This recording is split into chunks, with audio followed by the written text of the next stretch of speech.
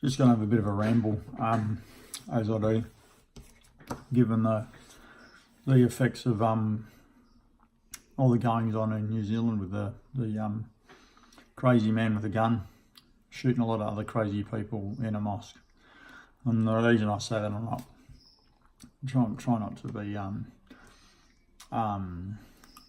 careless or heartless about it, but coming back to what we've been talking about lately with carbon, I know it might sound unrelated, but I think it's very, very related.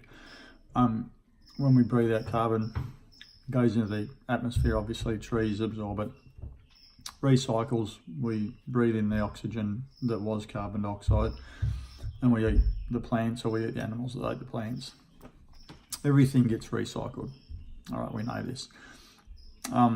So that's all got to do with atoms, right? So everything that we have, everything that we're made of, everything on the planet, everything in the universe is made of atoms. And those atoms are made of electrons, neutrons and protons, quarks, all that sort of stuff. But those electrons, neutrons, protons, quarks don't have mass, so they're invisible. They're energy, but they're invisible. So how does that all work? So people developed the Higgs boson, which is a particle accelerator. They sent two particles in opposite directions to try to get them to collide, to try to map this missing quotient, I suppose.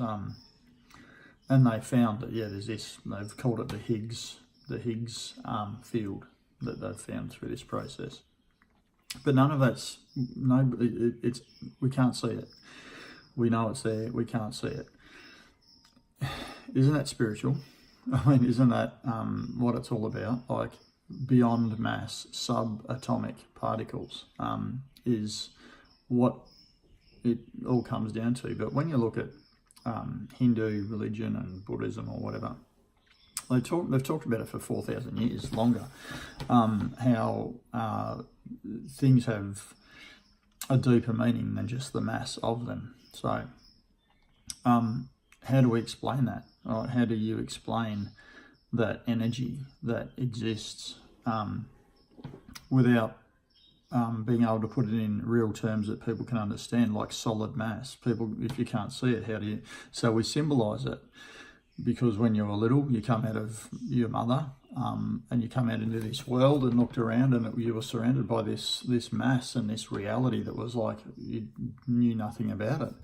And then you're taught by your mum, and you're taught by your dad. But there's still more. There's more to uncover. There's more to know. So then you look past that and go, well, we know there's more there, but how do we explain it? Well, we symbolically put a person in a chair up in the clouds, and he's God, because he's that connected energy, or that the one energy, or they call it divine energy, or whatever you want to call it. Some people call it God, Allah, whatever. It doesn't really matter. It's those names, those pictures, those symbols. They're symbols of something you can't see.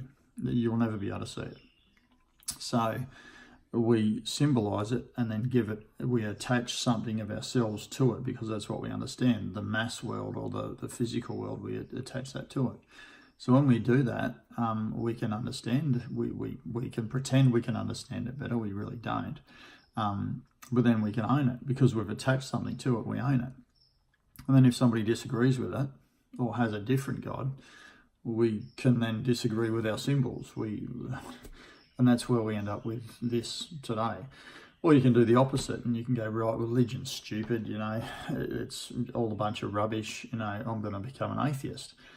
Well, that doesn't make sense either, because then you're confused. Then you don't believe in anything.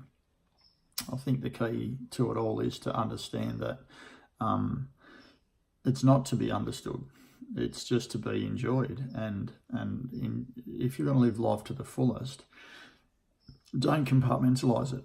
If you want to understand how a muscle works in your body, you could get a scalpel, cut your skin off, go through the muscle, pull it apart, and you can understand it. But you've just busted it. You've just destroyed it, just so you can understand it. Don't try to understand every little thing. Just appreciate it. Appreciate that when you go to train and you exercise, that you feel good at the end of it. Appreciate all those little moments in life, that because that's all you've got. If you wake up in the morning and say to yourself, I'm alive. Thousands, probably millions of people didn't wake up after 12 hours of sleep, or 8, 6 hours sleep, whatever you get. There's a lot of people that didn't wake up. I did. And you look over and you see your wife, and she's alive too. It's getting better. You get up and you walk in your kids' room and they're still asleep, but they're breathing. They're going to be alive too. Hey, how good's that? But yet we kill each other and other people's wives, husbands, children, because of this fictitious belief, this symbolism of what is really in us all. So I think Jesus was a pretty clever politician, in that he probably, in my view anyway, this is breaking it all down, but in my view, he probably had a deeper understanding of it. But in the environment that he was brought into, which is Allah, believing in Allah, he couldn't say that, he couldn't give his true view on it, because he would have been killed. So he said, I'm not God, I'm the Son of God. And God is in everyone. But really what he was saying is, you are God, because it's one energy, seen through billions of different perspectives, but it's just one energy. And it gets transferred, just like carbon, just like everything gets recycled. So I think that he went about it in a really pretty clever way. He was a pretty cool dude by the sounds of it. And he knew what others before him have known for thousands of years, that there is no one God. We're all it. We're all it. We're all this combined energy, seeing it from different points of view. But when we take one point of view and say, my view is more important than anybody else's, that's when we run into trouble, because nobody's more important than anybody else. Nobody's less important than anybody else. And we're all one energy.